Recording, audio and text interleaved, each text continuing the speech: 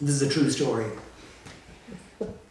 2, quotation at the beginning from Thunder Perfect Mind, which is a Gnostic text from the Nag Hammadi library.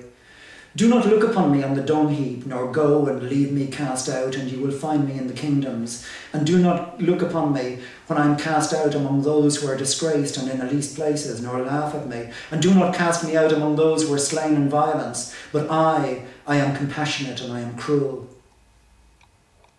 When the shattering key turns clockwise, the golden tumblers fall through courts where suits are duly packed and paid. The ward turns from the crooked talon, lofty strut and pinion down their powers and dominations to the striking jack. 3. And now these carriers wheel painfully aloft, ringed round with tokens, protocols, addresses, codes, conventions, empty forms. And the streams freeze in their shadow.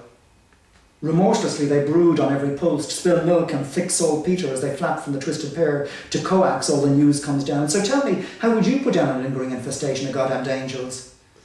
Set snares with blood, raise ghosts and memories for decoys, bake deadfalls with true sleep, or keep by the fire a niptic cat to stalk high winds and pounce on fallen stars? They just don't get the message yet. Suggestions, please, so I can get forever shut of their close breath, fat with clay. Stone floods, the midnight crashing of their verminous wings. And one last, against angels, The Course of Nature, with a one-line epigraph in Angus Graham's translation of the Chinese poet Li He, taken from poems of the late Tang. The Course of Nature. I remember coursing, the idea of coursing a hare, dog coursing, the course of nature. Poor angels that high regard fixed beyond the outer horizon of stars, with tranquil fascination watch the generation and destruction of worlds. Their urgent stride shatters the capitals of empires, their serene breath and thunderous wings blast continents and seas, until sometimes randomly distracted by the stray falling of a small song-word, the delicate drift of white ash inside a furnace, their eyes clouded with unbearable pain and weariness, oblivious of their feet bleeding from flints, vast wings molting and raw with neglect. Newly they survey all the tiny and discreet effects of the world, and weeping to witness such quick and irreversible decay, they stoop to gather them into eternity, and so become the prey of immense cats that sniff them out to maul and playfully dismember as they dine on the rare giblets of felt seraphs and their squab.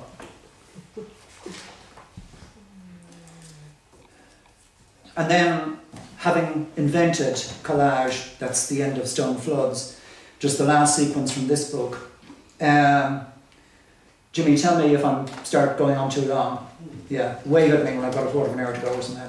Because I'm willing to take questions and abuse afterwards, as long as you're prepared to take abuse in return. You thought you were going to be talking to your angel. My angel is there. Yeah. Guarding He doesn't mind. So you're okay. Well armed he is, a Kalashnikov. Having discovered collage, then somebody I was talking to about the stuff that I was writing pointed out to me that I'd never done sort of prose poetry really. So I thought, yeah, I'll have a crack at that, and started playing with it. And then I found it was just really, really interesting to make a text out of bits of other texts, changing them to, sort of smudging, as it were, the paint in between, so that you wouldn't see where one text leaves off and another one starts, and putting in little bits of myself, as it were, sort of drawing in on the surface where I want to join lines from these other parts that I've got going in.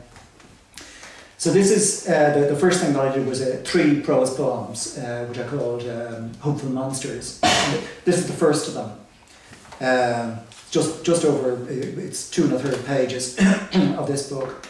Phases of the eye agitated through wings. When my great ancestor succeeded to the throne, there appeared just a phoenix at that time. Thereupon he took birds for his reign, marking bird officers and using the elaborate insignia of birds, recognising that whereas with the common hen after 3 days and 3 nights there is the first indication of the embryo, with more intricate birds the interval is longer, slight with the exhausted. Meanwhile, when first the heart appeared like a speck of blood on the white of the egg, the phoenix master was appointed to arrange the calendar, and the dark bird master to balance day with night.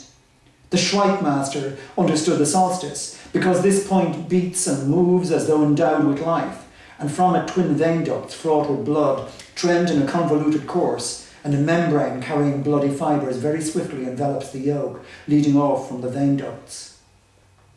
He had from the beginning an inner and an outer sphere with a north pole and a south pole, an ecliptic, the equator, 24 positions of the sun during the year, 28 lunar positions, the sun, moon, the 5 planets, the inner and the outer stars, from which the head being clearly distinguished and in it the eyes, swollen out to a great extent, it was only by degrees that they diminished and collapsed. The whole was moved by water power and placed in an upper room of the palace. When the egg was aged 10 days, the chick and all its components were distinctly visible. The head was still larger than the rest of the body, and the eyes larger than the head, but still devoid of vision. Simultaneously, it set in motion a wheel of fortune, whatever that was, and in front of the steps of the palace, there was a monthly flower which, conformably to the waxing and waning of the moon, every day had a new blossom or dropped one. The eyes, if removed during sleep, were found to be larger than beans and black, and the cuticle being peeled back from them, there was discovered a white and cold liquid inside, quite glittering in the sunlight, but no hard substance whatsoever.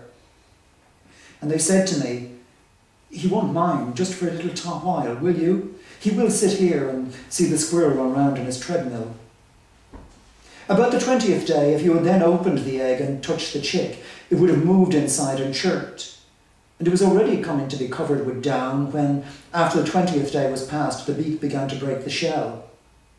So long as the diurnal luminary was visible, then there was day, the head situated over the right leg close to the flank and the wing placed over the head. When it vanished and the nocturnal luminary took its place, we had night, and he examined then the gem-adorning turning sphere and the gem-transverse tube, that he might regulate the 7 directors. By this time it was growing darker and nearly dark. It was a perfectly strange room to me, for there had been so much in it to engross my attention that I had never looked about me scarcely at all. There was now, however, nothing left but to look about me. You will understand that with the waxing and waning moon, the brains of animals, the marrow of bones and trees, and the flesh of crabs and snails grow and shrink together. There were several cages occupied, ranged against the wall, but with the exception of a blackbird, all the birds were asleep, with their heads under their wings, still as balls of feathers. The blackbird was still too, all but his eyes, which winked and blinked at me whenever I turned my gaze that way. There were, beside the blackbird and the squirrel, a whale's tooth on the sideboard, and a great bellied jug, and a man with a man's head, with a mouth wide open for a spout. The green bird master was at once assigned the inception, and the carnation bird master the completion of the seasons. But the darker it grew, the stranger everything seemed to get, and the bigger the blinking eyes of the blackbird, till I was afraid to look about me at all, and kept my eyes fixed on the squirrel's cage on the table, with the little squirrel feet within spinning round and round in his wire wheel.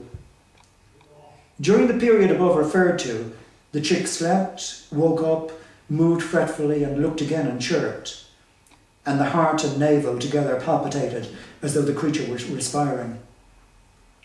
The great clock in the corner had ticked off very many more than a few minutes. It was quite dark now, and I could see nothing of the squirrel but the white patch on his breast, ever shifting and rising and falling behind the bright bars of his prison as he whirled it swiftly round. When I say that this was all I could see, I mean to say that it was all I tried to see. Had I looked about, no doubt I should have found the blackbird's eyes bigger and fuller of winks than ever, and possibly the big-bellied man-jug champing his jaws at me. This looks very much like a later embellishment. There was plenty to listen to, however.